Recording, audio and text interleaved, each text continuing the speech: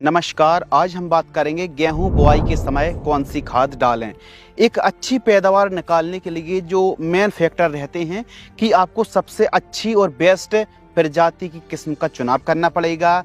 अच्छी भूमि और बढ़िया सिंचाई के साधन हैं, समय समय पर आप खाद पोषक तत्वों की पूर्ति करते हैं तो यकीनन पैदावार बढ़ने वाली है। तो एक अच्छी वैरायटी, सिंचाई के साधन उपयुक्त और नंबर 3 खाद। तो हम बात करने वाले हैं कि जब आप खेत की तैयारी कर रहे हों उस समय गेहूं बुआई के समय कौन कौन सी खादों का प्रयोग करना चाहिए जिससे पैदावार में वृद्धि हो। नंबर 1। नंबर 2, आपने देखा होगा कि गेहूं की फसल 15-20 दिन के आसपास की होती है तो पीलापन है, कमजोर ग्रोथ है या फिर पौधा पतला रह जाता है। तो यही वो कारण है कि टाइम टू टाइम यदि आप पोषक तत्वों की पूर्ति करते हैं तो उसका फायदा भी अच्छा होता है, फसल अच्छी ग्रोथ लेती है, बढ़िया हरियाली रहती है। तो इस वीडियो में हम बात करने वाले हैं कि गेहूं बुआई के समय कौन कौन सी खादों का प्रयोग करना चाहिए ताकि पैदावार में वृद्धि हो और शानदार ग्रोथ देखने के लिए मिले। गेहूं की फसल पर प्रायः मुख्य रूप से potash, sulphur, phosphorus, zinc, iron और नाइट्रोजन की सबसे अधिक आवश्यकता पड़ती है। और जब दानों में भराव हो रहा हो तो उस समय पोटाश और खासकर बोरोन का स्प्रे करने से चमक क्वालिटी में वृद्धि होती है। तो यकीनन बोरोन की आवश्यकता भी पड़ने वाली है। बाकी सभी तत्वों की थोड़ी थोड़ी आवश्यकता पड़ती है, लेकिन potash, sulphur, phosphorus, zinc, iron और नाइट्रोजन की सबसे अधिक आवश्यकता पड़ती है।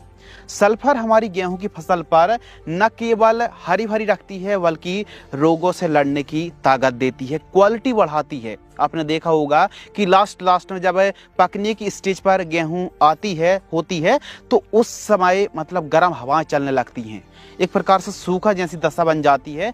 तो सल्फर एक ऐसा तत्व है जो कि रोगों से लड़ने की ताकत देता है, प्रकाश संश्लेषण की क्रिया तेज करने में काफी ज्यादा मदद करता है, गहरी हरियाली भी प्रदान करता है सल्फर।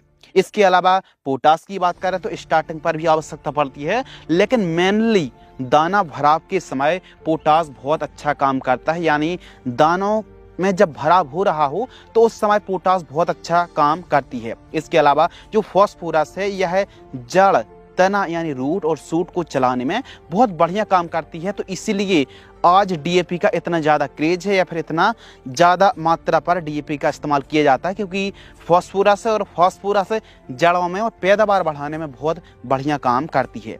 जिंक, आपको पता है कि गेहूं में जैसे धान की फसल पर ज़्यादा से ज़्यादा टेलरिंग की संख्या में वृद्धि हो तो ठीक उसी प्रकार जिंक गेहूं की फसल पर भी फुटाव की संख्या में वृद्धि करने के लिए बहुत बढ़िया काम करती है। आयरन, नाइट्रोजन भी हमारी गेहूं की फसल पर हरी भरी करती है, ग्रोथ, हरियाली में, बढ़वार में, वनस्पतिक ग्रोथ में नाइट्रोजन बहुत अच्छा काम करती है। और मान लीजिए कोई वैरायटी 115-120 दिन के आसपास की है तो 55 दिन के बाद आप यूरिया खाद का इस्तेमाल ना करें।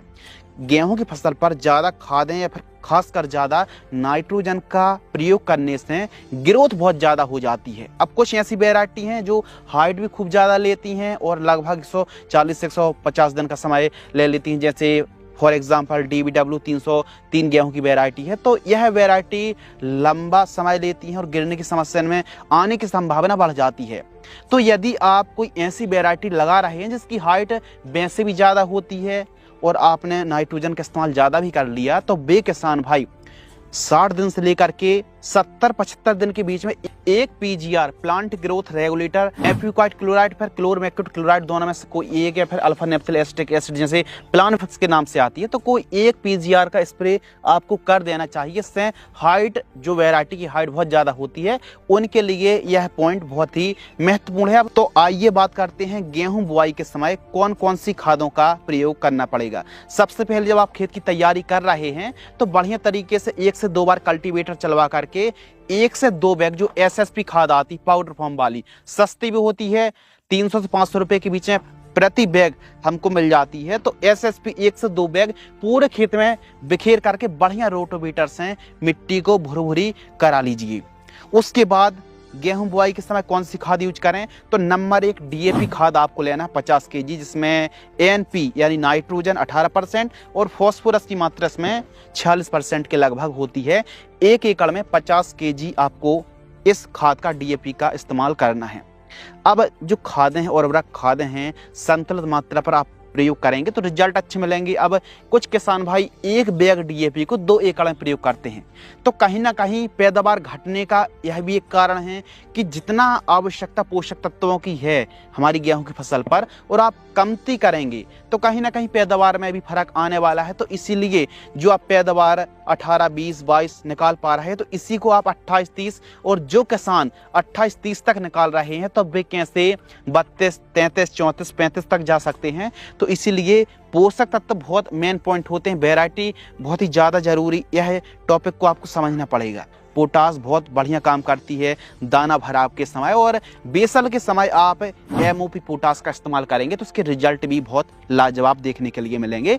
30 केजी पोटास 1 एकड़ के लिए पर्याप्त है। इसके साथ आपको और क्या मिलाना है, इसके साथ आपको सल्फर लेना है। जो वेंटोनाइट वाली सल्फर आती है लगभग 1 एकड़ में 6 केजी से 8 केजी के मध्य आप वेंटोनाइट सल्फर आपको लेना है। और यूरिया, अब बुआई के समय कौन यूरिया खाद डालता है, वह किसान भाई डालते हैं जिनको अच्छी पैदावार मिलती है, अच्छी उपज निकालने के लिए और शुरू से ही फसल हरी भरी रहे। केवल कहने पर एक बार आप या फिर 1-2 एकड़ पर यह फॉर्मूला आप इस्तेमाल कर लेना। यूरिया आपको लगभग 20 केजी इस्तेमाल करके देख लेना, उसके रिजल्ट और बुआई के समय बिना यूरिया की बुआई आप करके देख लेना, दोनों में फर्क, हरियाली में फर्क, ग्रोथ बढ़ाने में फर्क देखने के लिए मिल ही जाएगा।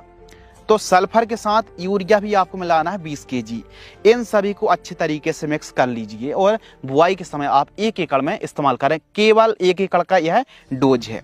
अब यह सभी खादें इस्तेमाल करने से 1 एकड़ का खर्च आएगा लगभग 2800 रुपये से लेकर के 2900 रुपये और ज़्यादा से ज़्यादा 3000 रुपये तक आप मान करके चल सकते हैं।